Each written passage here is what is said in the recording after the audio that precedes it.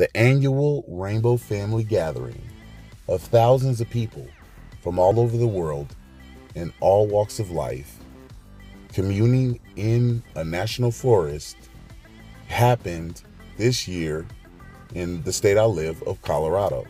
And since I've always wanted to attend one, I fueled up the car and drove 7 hours to get there and check it out for myself and give maybe a darker POV of the experience.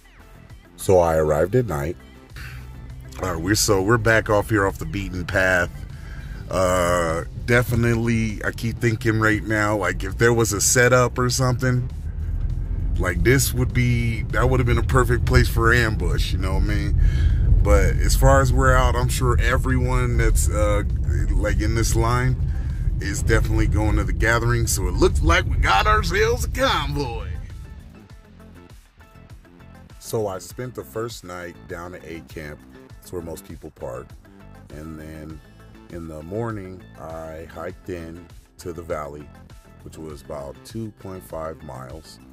And most of it was uphill, but that was cool because you knew you were going to come down into the valley when you got to the end. And I watched some videos on it before and saw some people who might have said that the number one thing you needed to bring was lots of weed, and you didn't really need to bring anything else because it could be provided. But I would say that maybe not bringing a bunch of weed, unless you've kind of, hit it well, might not be good. Because even in Colorado, where I have a red card and it is recreationally legal, there still is federal laws that prohibit it on national lands, so they can bother you even for weed. But again, I could tell you all about how, I got pulled over and the dog barked at the place that I had my weed, and how they let me go because right at the same time, a guy got pulled out of his RV with enough fentanyl to kill everybody on the mountain. But that's not the point. And I could tell you all about how I had chaperoned a toddler until his mother was found, or like the 7-year-old little girl that I helped connect back to her father. I could tell you about the crazy situation that happened in the Tantric Teepee, or I could tell you about hanging out with some brand new friends and camping a night with them, a couple of couples, and one little 9-year-old boy who was hilarious. I could tell you about so many things that personally happened. Or I could walk around and try to interview people and give you their experience on it. But really, you can find other videos on that. This mostly is about, one, I love hiking and I love camping. And this was a part of Colorado that I've never camped in, so that was a plus. And I am social. So being able to camp surrounded by a lot of like-minded individuals was awesome. When you go down the trail and most people respond with loving you or welcome home, it makes you feel so familiar. It was like coming home for me. And I can admit that there wasn't a lot of people there that looked just like me. And if I'd say out of the 1% of everyone that did look like me, half of those people would be what I'd call tourists. Those people who maybe were already in the area and heard about it, so they decided to go for a day, but plan to be back at the Radisson in the hot tub before the night's end. There was those. And then the other half, I'd say, also were more lifestylers, which of the lifestylers, I mean people who really believe in the ideology of the Rainbow Family. Peace, love, cooperation. But then you also had what I'd say hardcore family. And those are the people who full-time live family free lifestyles, living in buses and van life. And there were those who, I met a couple and they're right there, wonderful friends now, they were living in a shelter, and they hitchhiked all the way out here so they could be with like-minded individuals, because they're pretty much doing the same thing in town what they would be doing here, and that's just camping, but you're again in a safe place. Look how beautiful that was. I was waiting at this point to go and watch the show that they were having at the auditorium. I'd been there for 3 days, 2 days at that point, and I had still not been up to the auditorium, even though I was camped probably about 100 yards maybe.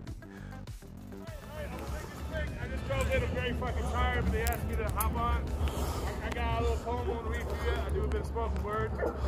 I'm a little tired in a minute, so just bear with me. Okay, once while squatting in New York City.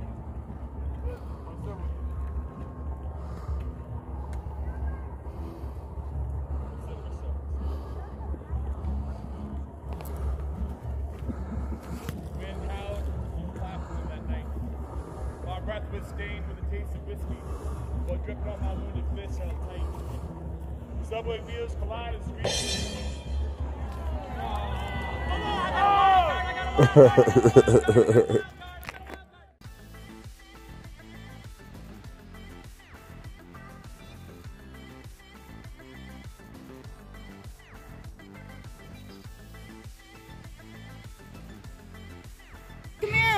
So then we got the young forest rangers making sure everybody's, 6 up. You know what I'm saying? 6 up. F12. You know what I'm saying? But yeah, they're in here doing their thing way across the way. But we're still loving Rainbow Gathering. And ironically, I was supposed to meet up with a friend from my town when we got closer to the actual forest, but because we had no signal, we never touched base. And it was awesome catching up with her yesterday when we had arrived home. It was really cool to hear about her experience, and it also made me realize that everything happens for a reason. And everything is, we really can't see past the decisions we didn't make, because I went in alone, which I'm used to doing with things that I like to do, because most of my friends are co-workers and they're usually working because they have families to take care of, so they can't always just get away on trips. And so inevitably, if I don't want to be disappointed, I have to be able to do things on my own. So the fact that me and my friend couldn't take off at the same time never stopped me or deterred me from actually going to this event.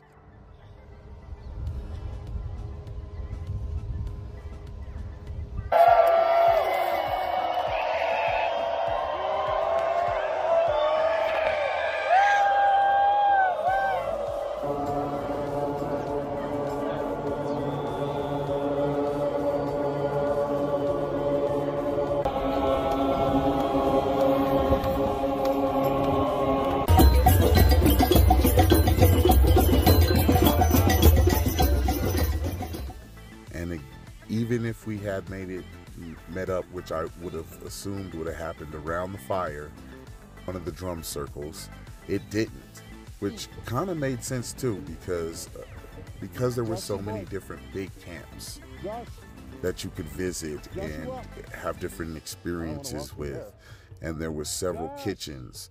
So even if you didn't have food, you could find a place to eat, which was really cool.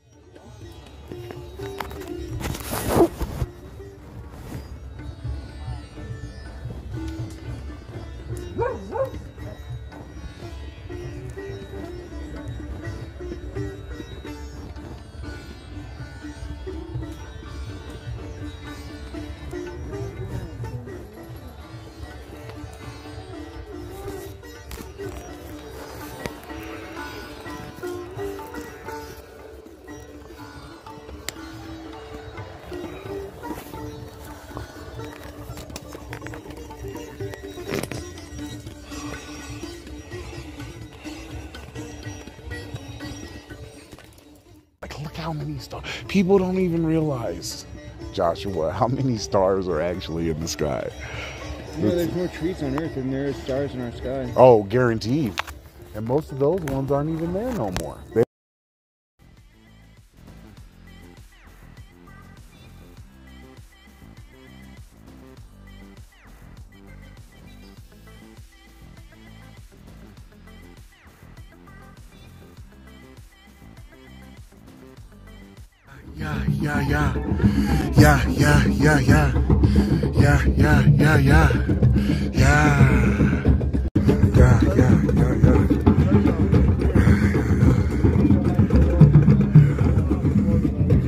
I'm dancing, 2 o'clock in the morning, dancing. Josh said they be rocking till 3. Well, it's definitely 8 till 3. So, and we're still rocking out here by moonlight, by candle, by starlight, by fire, by flame. I seen fire, I seen rain. Valley is still alive. Mother Nature knows we're here, and that we thank her for nurturing us, for taking care of us. Oh, the things that has happened this night, I can't even begin to tell you because they sound unbelievable. They don't even realize. People see this video and they'll say, oh, the incessant drumming. But these drums are the literal pulse of the world, of our cultures, which is all one. All these people who look different, who come from different walks of life, here in the valley, we are one together. Like, they don't look as red as they are in real, like with my eyes. They're coming up like crazy right now, though. I don't even understand it.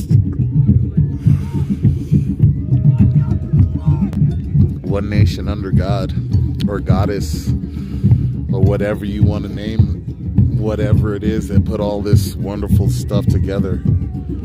We thank them all.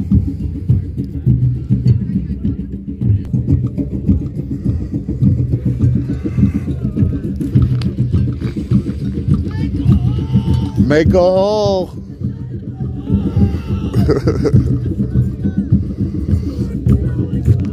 I'm just here with my family. They act crazy sometimes, but I love them. I love all 30, 40,000 of them that are howling to the moon. Make a hole.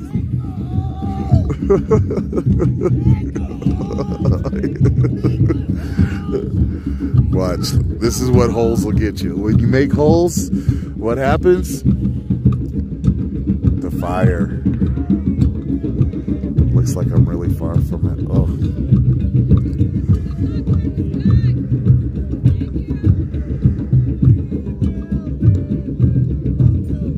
Love you. We will love you. It does not stop. 4 a.m.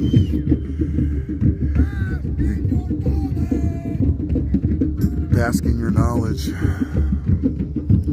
Wake up and be quiet.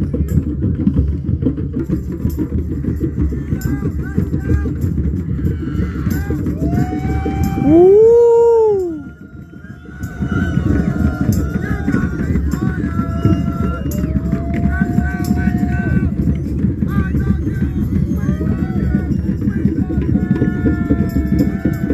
Love you! Woo! Never stops.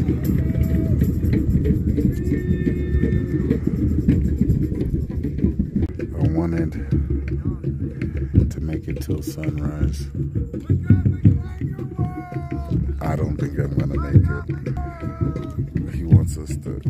our world. I don't know what I look like, but I'm sure that claiming the world has already been claimed. Don't forget to be quiet. They said they don't stop. I would still be up dancing too if my legs gave out.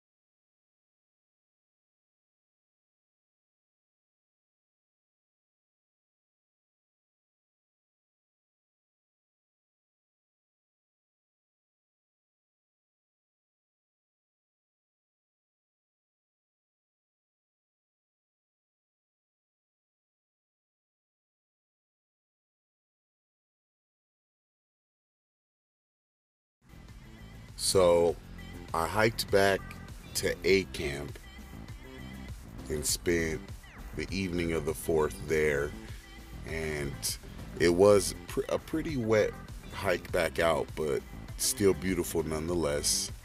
And actually that night, my A camp neighbor, I spent most of the night with her just talking about life. And after talking about how it was a beautiful world and how I thought that would make a good song, I ended up recording a song right there in her Sprinter van. So that was cool. And if you wanted to check it out, I'll link to the song in the description. But in summation, I would say that it was a definite life-defining experience for me. And whether you're 9 or 99, I think that everyone should experience one Rainbow Family gathering sometime in their life. And because it was printed that there was some concerns about any damages that was left to the park afterwards, I know that the Rainbow Family says that they do a good job with cleaning it up. So I was thinking in a month or two, I'm going to go back, camp there again, and see if there was any lasting damages. And until then, be blessed, and we love you.